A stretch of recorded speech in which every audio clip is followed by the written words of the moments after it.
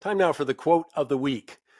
In light of the latest anti-Semitic incidents, this past week we had two Jewish-owned businesses in Toronto, My Zadie's Pizza, community staple since 1983, neighboring shop, Cheney's Gifts. They were both vandalized and had their cash registers looted over the Passover weekend. And the anti-Semitic graffiti put on conservative signs in Winnipeg. Well, in light of that, I decided to reread Terry Glavin's excellent piece in the Free Press entitled The Explosion of Jew Hate in Trudeau's Canada.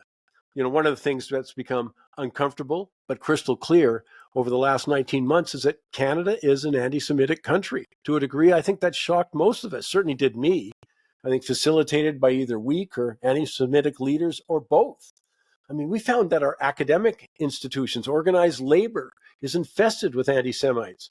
Perhaps the most difficult, there are clearly MPs and MLAs who are. And the fact I want you to appreciate is that we imported this anti-Semitic hate. I'm just thinking that just months after Prime Minister Trudeau took power, we allowed 25,000 Syrian refugees. My point isn't the immigration. My point is we didn't do any serious vetting. Terry Glavin cites University of Toronto sociologist Robert Brim's in-depth attitudinal survey of Canadians published last year.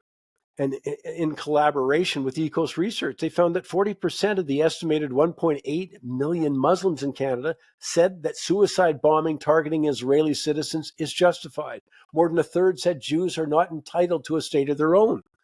As security expert Casey Babb said, it would be insanely naive to think people would come here and abandon long-held, pre-existing, religiously motivated, culturally ingrained beliefs about Jews just because they're now in Canada. So here we are, 19 months after the attack on Jewish Canadians, which brings me to the quote of the week from Shimon Kofler-Fogel, the CEO of the Center for Israel and Jewish Affairs.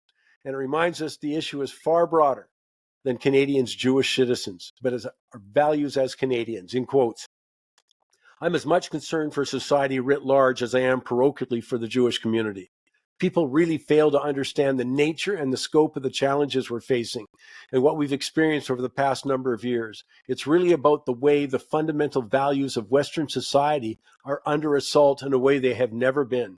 Many of us are sleepwalking through this challenge. I fear that we're going to wake up in the not too distant future and say, what the hell? How did this happen? End of quote. And sadly, this is not an election issue.